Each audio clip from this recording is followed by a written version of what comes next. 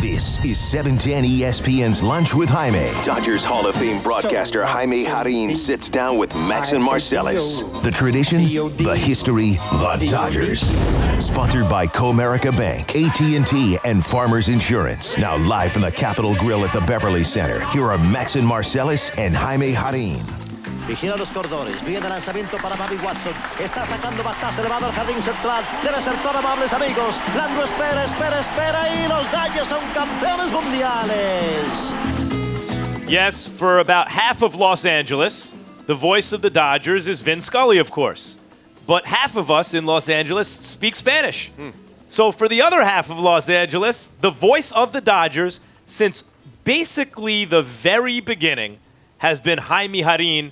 And it's an honor, sir, for you to join us today, for us to have you here today. It's an honor for me to be talking to you. Let's start with the big news. Yeah. Well, before that, let me say that I am honored to be here, and I would like to thank everyone that's here, all my friends and my colleagues here. Especially, I should mention that Mr. Vin Scully is here. It's great to see you, Vin. The other voice of the Dodgers. Mi compadre, mi hermano. And Howard Calminson from Lotus is here, and Jim.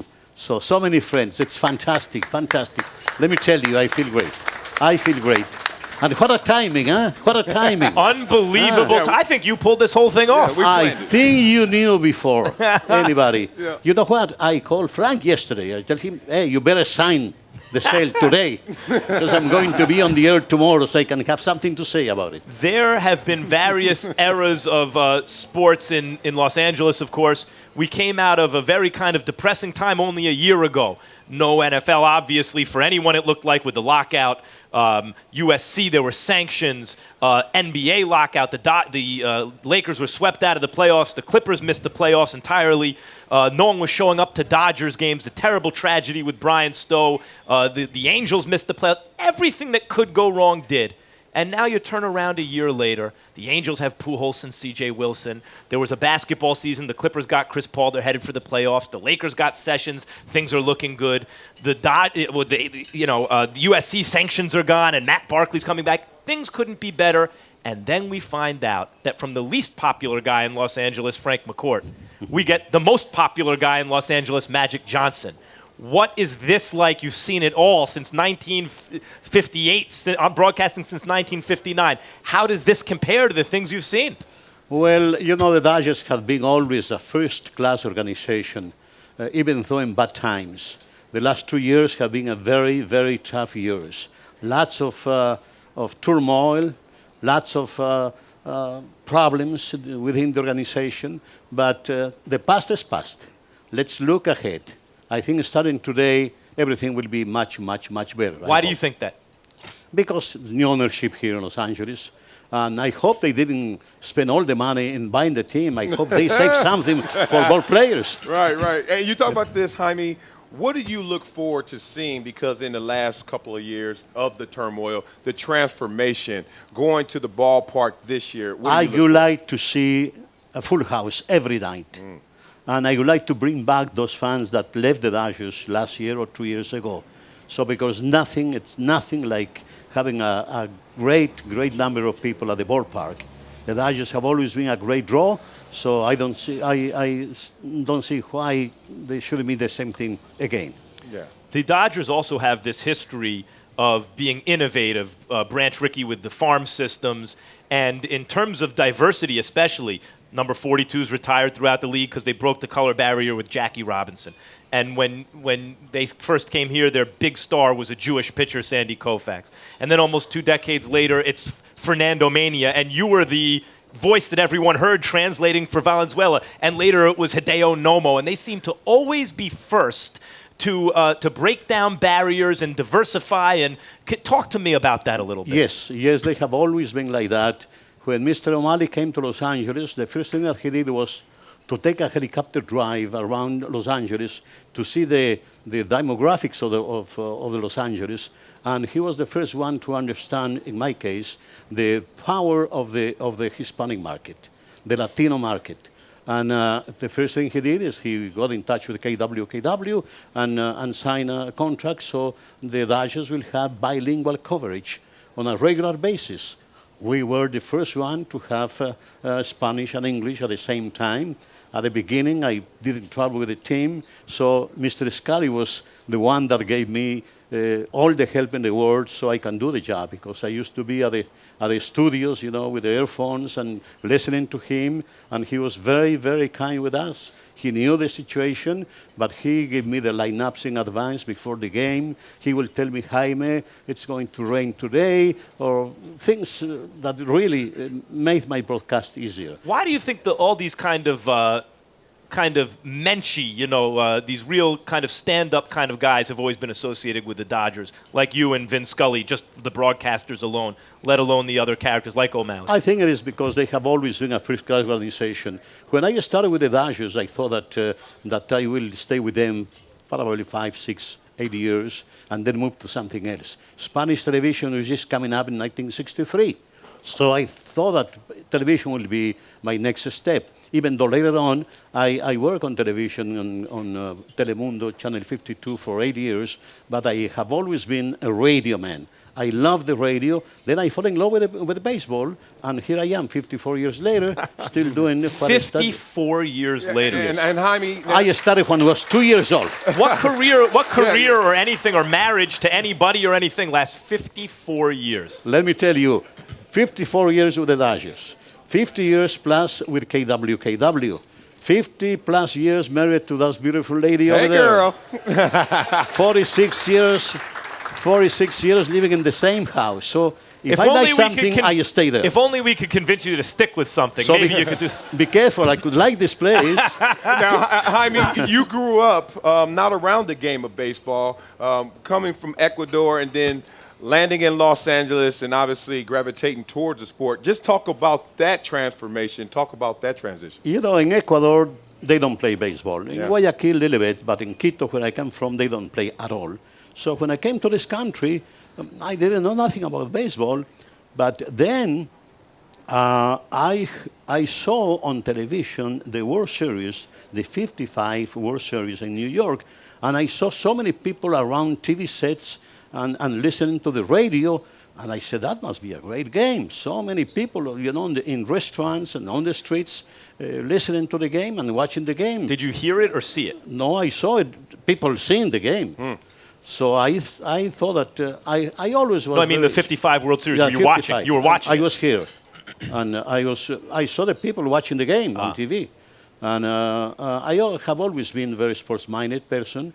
Then I was doing boxing from the Olympic Auditorium. Yeah, can you teach him something about that? Because this guy swears he's a boxing analyst. He is. He knows what he's talking about. However, I didn't broadcast the Thriller in Manila, and Jaime Jarrin did. I did, yes. And coming up, I want to get into a little bit about that, and I'm very interested from a first-hand point of view about Fernando Mania. People now, I don't think they really understand and remember what kind of a phenomenon that was, and that Valenzuela was one of the greatest money pitchers, big game pitchers in the history of baseball, and you had a front row seat for the whole thing and interpreted the whole thing for the American press. Yes. Max and Marcellus with Jaime Jarrin, live from the Beverly Center, the Capitol Grill, a very special lunch, ladies and gentlemen. We'll be back in a few minutes. ESPN's Lunch with Jaime continues, sponsored in part by AT&T. Here are Max Marcellus and Jaime Jarrin. Listo Fernando, viene el lanzamiento, bola rápida, le tira y se poncha Piniella. Fue un lanzamiento rápido, casi en el terreno, pero con 2 bolas, 2 strikes, Piniella no pudo detenerse ante la tentación y Fernando Valenzuela logra imponerse a los Yankees. Fernando Valenzuela broke my heart when I was 8 years old, a little Yankees fan, watching him. Reggie Jackson couldn't hit him. I mean, if he had 10 swings, he couldn't hit Valenzuela. You can hear this, by the way, 710 ESPN, ESPNLA.com. Check us out also on ESPN Deportes Los Angeles.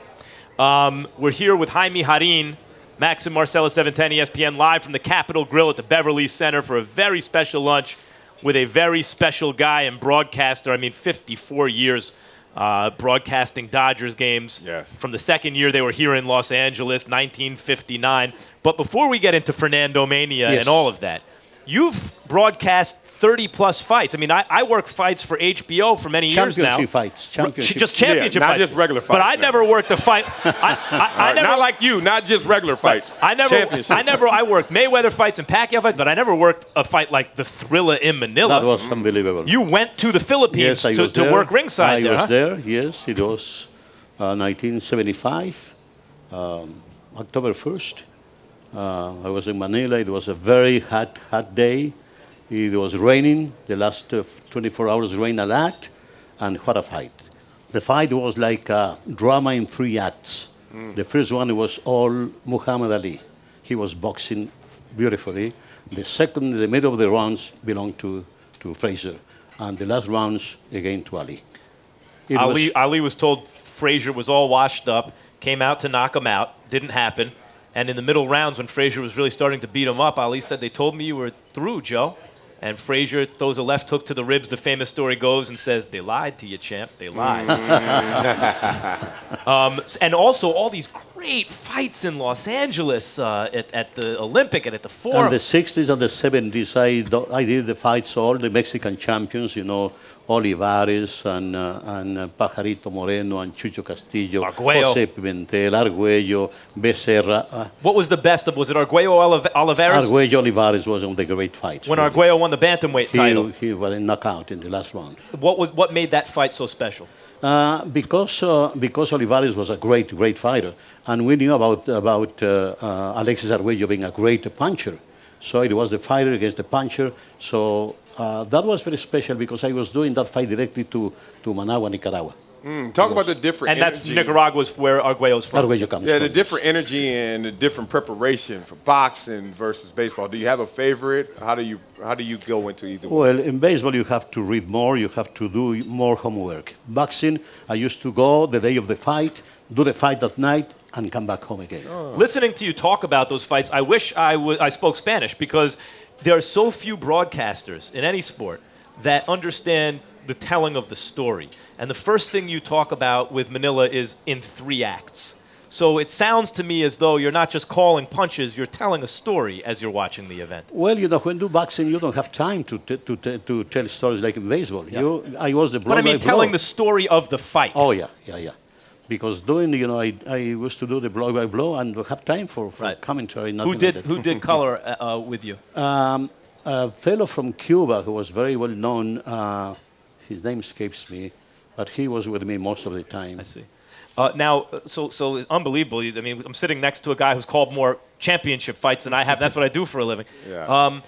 Fernando Mania. That was something. I mean, I was growing up in New York. I'm 8 years old. All of a sudden, who's this guy, Fernando Valenzuela, that no one can hit with this screwball? And you were the voice that people heard translating for Valenzuela. Yes, when he joined the Dodgers, it was in 1980, and we were on the road. We were in Houston, and he came to the bullpen, and he didn't see action until one game in Atlanta.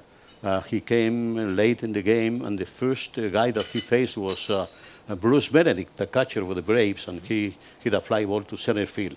In 80, he was part of the Dodgers, and I think Fernando Mania started not in 81, but in 1980, on that last series against the Astros at Dodger Stadium, when the Dodgers tied, then they lost the deciding game, with Fernando winning one game, saving the other one, and then he didn't have anything to do with the last game.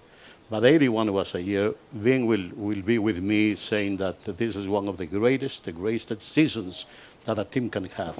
That year was unbelievable. Coming down 0-2 to come back and beat the Yankees, who'd beaten them in 77 and 78. The whole year. My greatest experience was being with Fernando at the White House.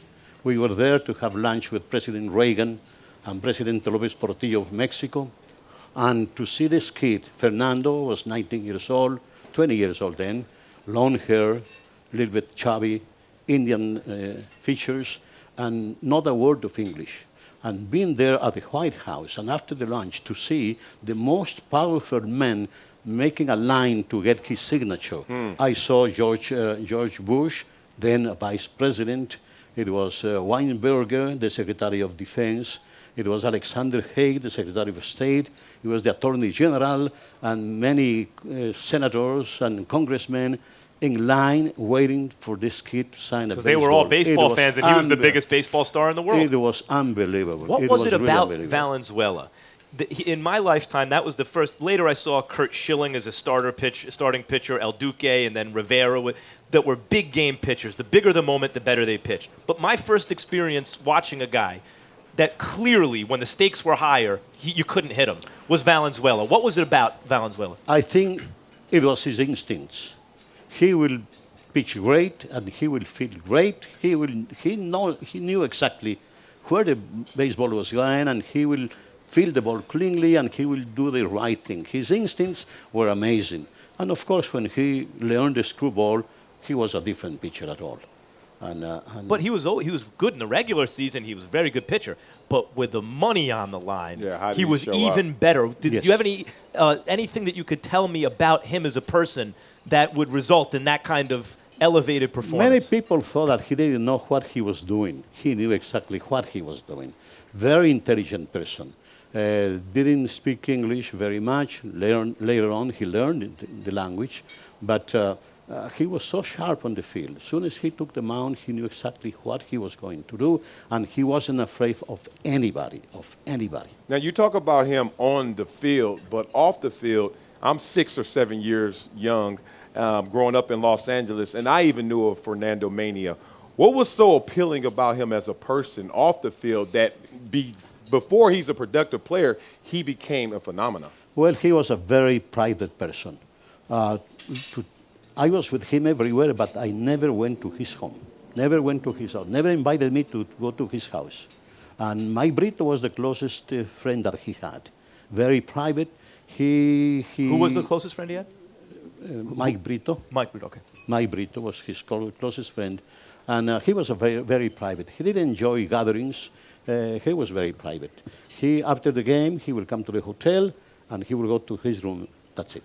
And do you think that the nerve that he touched, particularly in Los Angeles, is that this huge Mexican and Mexican-American and Spanish-speaking population had a representative? I mean, what did that mean to the people of the city while it was happening? I think Fernando did more than any politician will do it on behalf of Mexico. And the people love him.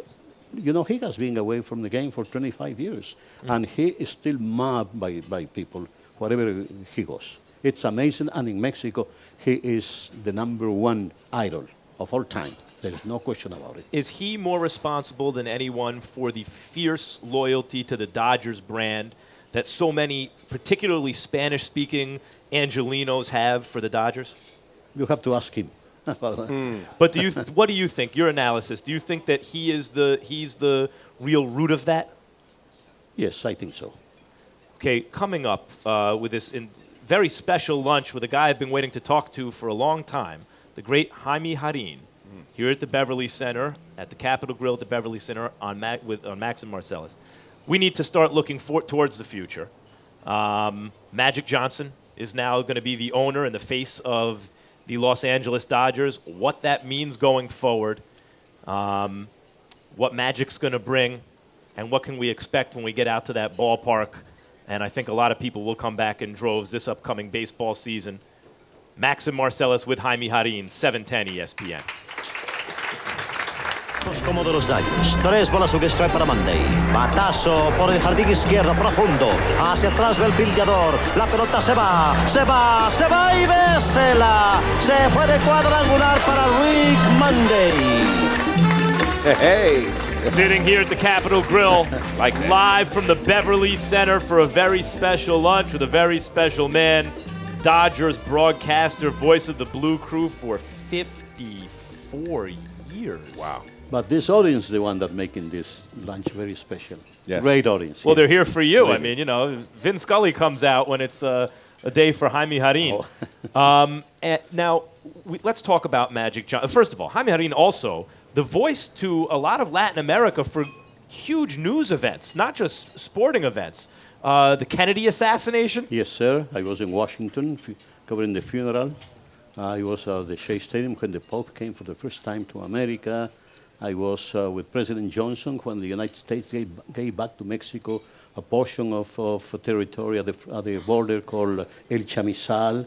I attended 2-3 meetings of Presidents Díaz Ordaz and Nixon twice, President Johnson and López Mateos in Los Angeles once. So yes, I have done several very special things. And those things which have really serious consequences, and you're delivering important news, how does that compare to when you're calling a Dodgers game? It's totally different. I love what I do with the Dodgers. And doing the special events, you have to concentrate. So it's very more much. fun doing, as you would imagine. Yes.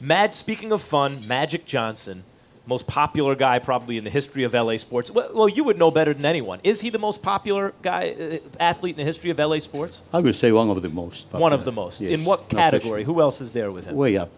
Fernando. Right. Orel Hershiser. If we talk about Fernando Mania, 1981, we have to mention Orel Hershiser. In 88. Because he, in 88. Yeah. I'm sorry, 88. Yeah. Because he had what a year in 88. Yeah. Yeah, the consecutive So, scoreless innings consecutive record. innings. Yeah. That was a year. Something about the Dodgers. They have these big game pitchers. Koufax, Valenzuela, Hershiser, and we'll see if Kershaw can follow in those footsteps. Yeah. So Magic Johnson now owns the team. What does this mean? How would you describe it? Probably, if you consider the community of Los Angeles, I think the group by Magic Johnson is the right group to own the Dodgers. He will be the face of the Dodgers, and I hope that he will be able to again take the community to the Dodgers and the Dodgers to the community. Okay, ESPN Deportes LA has asked questions on Facebook that fans want to know. You're on Facebook, Jaime? In You're Spanish. on No. Facebook? How many friends you got on Facebook? And I don't know. I know nothing about No Facebook, friends on Twitter, Facebook? nothing. Nothing? There are questions. I don't know how to do it. I'd like to introduce Noel Pinheiro now to ask you these questions, and you can answer them in Spanish, please, for the enormous Spanish-speaking audience Do you think here I'll be in able Los to Angeles. Include Do myself. you think I'll be able to answer in Spanish? I think so. And He then- wouldn't understand anything and you then say you're going to if you have say to that. translate it for me if you don't mind. Only him. Yes, Noel. Noel, take it ¿Cómo away. estás? Saludos. Gracias. Bienvenidos. Hi to everyone here. La señora Gladys Villegas. Hay muchas preguntas que vamos a discutir un poco luego en la página de ESPN Deportes al terminar esta entrevista, pero ella, de todos esos momentos históricos que usted ha vivido, tanto en el deporte, en ambiente de noticias, pregunta si hay alguno que tiene un lugar especial en su corazón como lo más grande que le ha tocado vivir. La cobertura del asesinato del presidente Kennedy, el funeral del presidente Kennedy, eso en verdad que es algo muy, muy especial para mí. Yeah, okay. Max just thought you ordered lunch right there in that question and answer right there. They're talking about They want your answer in English too, so... Yeah. Go ahead. Yeah. Well, you asked me about what is the most exciting thing that I have ever done. Professionally, I will say the coverage of the funeral of President Kennedy in Washington, because in 1963 I couldn't speak English much, and Howard Carmenson calls me and said, Jaime, go to the airport at midnight. There is a plane to to Washington, go there. So he sends me to cover the funeral. And I arrived in Washington. It was raining. It was cold. It was 7 o'clock in the morning. Not a soul in the streets. Only soldiers with machine guns in every corner. And I said, what do I do here? What I leave Ecuador for this? Yeah. But I managed to cover the funeral. And that was very special. Lo otro es que Ecuador no es un país que se reconoce por el béisbol y usted tuvo que hacer un invento, una transición para aprender este deporte. ¿Cómo lo hizo? Efectivamente, cuando llegué aquí, estudiar. Cuando llegué aquí me di cuenta que el béisbol era un juego muy importante, entonces empecé a ir a ver los juegos de AAA aquí, 2 equipos de Los Ángeles, en el Gilmore Field y en el Wrigley Field. Y luego empecé a trabajar con los Dodgers porque KW me pidió que fuera uno de los 2 cronistas cuando iniciaron las transmisiones de los Dodgers. So, en inglés también esa para que el grupo lo tenga. Muchas gracias. Thanks for everyone. Okay, now we need a translation. I got you. I think I said in English before what he was asking. I see. Okay. About Magic Johnson? No. It Well, wasn't. how am I supposed to? Did you hear him say a name in Spanish? I'm Sound doing a lot of anything like things up Magic here. Johnson? That's what I'm saying. I don't know what he said. What do you want from me? Oh my goodness! I thought that you speak Spanish. No, he's. I only know a few Spanish words. Juan Manuel Marquez, Marco Antonio Barrera, Julio Cesar Chavez, has no idea. left hook to the liver. These things I understand. Wow. Okay, coming up. How do you say left hook to the liver? That's all I know. Left hook to the liver. That must be Spanish. Gancho al hígado. Gancho ligaro. Gancho al hígado. Al hígado. Gancho al hígado. Al Oh, hígado. look at this. This is something. Learn something new every day. Left hook to the liver, yeah. Left hook to the liver. Tremendous. Well, listen, the Mexican fighters used to have it. You know, Yes, now yes. they're fighting a lot more in American styles nowadays. Since Nacho Beristain came on the scene, right? Started training Juan Manuel Marquez. Okay, more Dodgers coming up with the voice of the Blue Crew for 54 years. He's seen it all.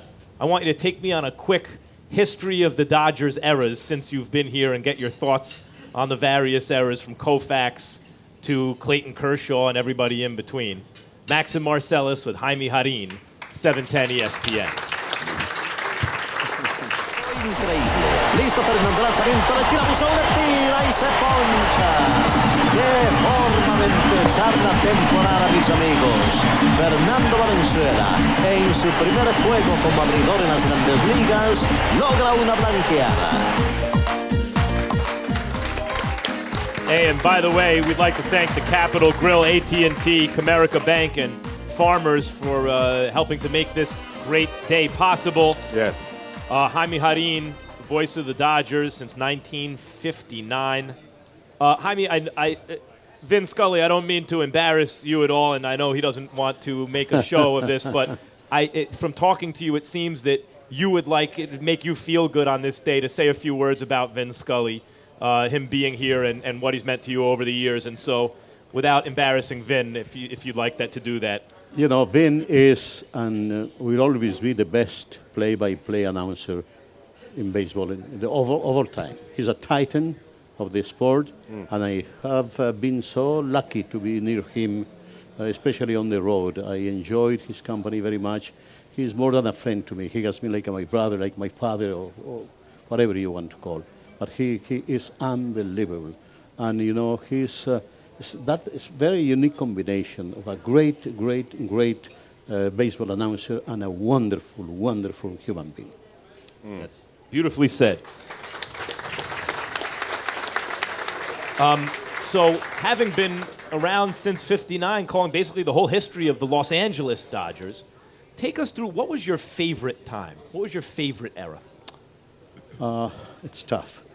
Because in the 60s, I enjoyed watching Koufax. Who didn't enjoy watching Koufax? Koufax and Drysdale and Maury Wills, Willie Davis, Tammy Davis. Then we had Fernando, Orel Hershiser, and later on, you know, the great infield, and Carlos, Eric Carlos, Garvey my and Lopes Piazza, and Russell and my Piazza. Say. Yes, really, it's has been one thing after another. Great times. Okay, Great times. Jaime, I'm gonna make it easier for Yes, you sir. then. You get to go to an island, and you've called over 10,000 games, 25 World Series, and you get to bring one game with you. Your favorite game? A game with the greatest ending, 88 with Kirk Gibson. Greatest ending. Oh yeah. But to me, the most exciting game was when we were behind San Diego and the Dodgers hit 4 home runs in a row. Then Garcia Parra comes in the 10th inning, hits another home run to win the game. Because that 9th inning with 4 home runs never been done before. Right. And to be there and to call one home run and the next one and the next one and the next one was unbelievable. What did you think when you were seeing that? Because the odds against that are probably millions to one.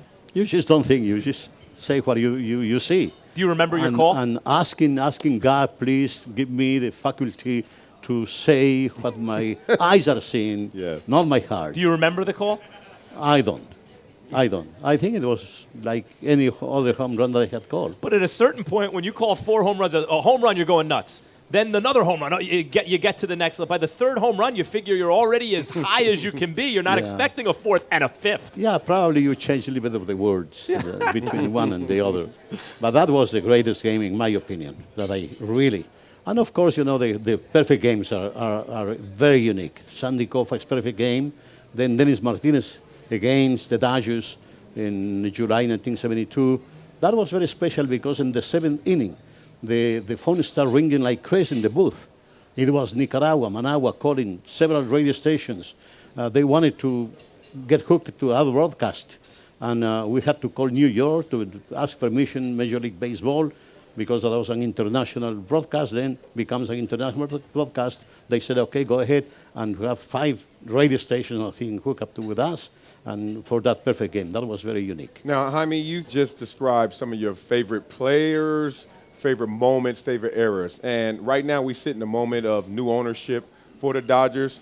Take me to the lowest point, the darkest day in Dodgers history. What was that? I will say that period when Fox was the owner of the Dodgers. I think nobody knew what was going on. We had so many faces every day at Dodger Stadium. Never saw so many new employees at Dodger Stadium. I think that was the lowest. I enjoyed very much the rest of the Dodgers. The time with Mr. Walter O'Malley and Peter O'Malley, they were great. And Frank McCourt now, the first 4 years of the Dodgers with Frank McCourt, that was great years because we went to the playoffs 3 out of 4 times. He did very well. He gave lots of money to the Children's Hospital. He gave millions of dollars to the City of Hope. He built so many baseball fields. He did very well. He gave back to the community a lot. But the last 2 years really were bad. Yep. And now he's taken a lot from the community in the form of $2.15 billion in the sale of the Dodgers. When you look back at these great players, you mentioned Koufax and Drysdale and Maury Wills and Willie Davis, all these guys, and the great Dodgers infield of the late 70s and the Hershiser-Gibson team. Now we have Clayton Kershaw and Matt Kemp, who, he's the pitcher you'd start a franchise with, and Matt Kemp should have won the MVP last year. They're both playing just about as well as a human being can play. How do those guys, when you see them and you think about the great players that you've seen here with the Dodgers, how do they compare? What are your hopes for their careers? Well, Kershaw, he's just beginning. What we saw from him last year was great, and let's hope that he keeps. I think he has the talent, he has the drive, he has everything to continue on that road and be a great. He's the closest thing to Koufax. Really? Because I've heard that before. We shouldn't compare him right now with Koufax, but I think he will be the closest thing to Koufax. That's amazing from Jaime Jarrin to hear. When I hear from a fan, that's one thing, but you're here saying it, that means something else. Matt Kemp, had a great year. It's going to be tough for him to repeat or improve that because now they know who he is. And the pitchers are very smart. They are going to look for ways to And he doesn't have great him. Protection because Ethier hits from the left side and Juan Rivera is not a big star. But also, he has the greatest talent in the world, so he should always be there. Probably, if he hits 35 home runs and steals 30 bases, we should be pleased with that. He's been on record saying that he's shooting for a 50-50 this year, even though last year he was a 40-39. That's what Darryl Strawberry said when he got here. It never works out when they say 50-50. It's going to be very tough because they are going to work different. What do you think of D. Gordon? He is an electrifying ball player. Oh, he is amazing. I was thinking the other day, comparing with some other shortstops, and I think he hits better than, what was the name of the Hall of Famer shortstop with St. Louis? Ozzie Smith. Yeah. Ozzie Smith. Ozzie Smith wasn't a good hitter at the beginning, but he learned how to hit. Gordon is hitting well. If he could play defense like Ozzie Smith, forget about it. It's a wrap. So is that and right now, who else do we keep our eye on this coming season? We all know Magic Johnson is going to own the Dodgers, but before we go, I want to know Jaime Jarrin's sleeper player. Who should we pay attention to? Maybe who's flying under the radar? Who caught your eye? Well, the Dodgers don't have much as a position players in the minor leagues. They have great pitching right now. It's very tough. You like those guys in the bullpen? The bullpen will be good. Javi Guerra will be a good closer. Henley will be a good setup, or could be a closer. I think the bullpen is in good hands now. Billingsley is an underachiever. Yeah. And one of these days, he's going to click. He and Efi are both. He should be a... They can join Kemp and Kershaw, right? You're wrong. You know what? I mean, I just have to squeeze this one in. I would be wrong if I didn't ask you this question. As soon as I knew you were on here, being with the Dodgers since 1959, only one team. I played 10 years in the NFL, 4 teams, so I know the answer to this question for myself. If there was another game you could call, if there was another sport, the one moment where you say, I wish I was on that broadcast, what would it have been? That's a tough one. I like tough questions. To be honest with you, I don't know. No say? I never thought. No say? No say. You wait till the very end of the interview to try to stump Jaime Jarrin? And it works. Will you let him have his day? What's the matter with you? You have a stake now. His answer is he called all the games he wants to call. He's a Dodger, true blue, right? Right or wrong? Is that the? I am pleased with what I have done. There you go. So that's it. Well, we're very pleased that you joined us here today for this lunch. Really an honor and a privilege to have you here today, sir. Thank you so much for coming out and making this possible. Great, a pleasure. Thank you very much. Gracias. I enjoyed it. Gracias. Gracias, hombre. Gracias. This was lunch. Very special lunch with a real broadcasting icon right here in Los Angeles, the great Jaime Jarrin. Max and Marcellus, 710 ESPN. Yes, sir. Thank you.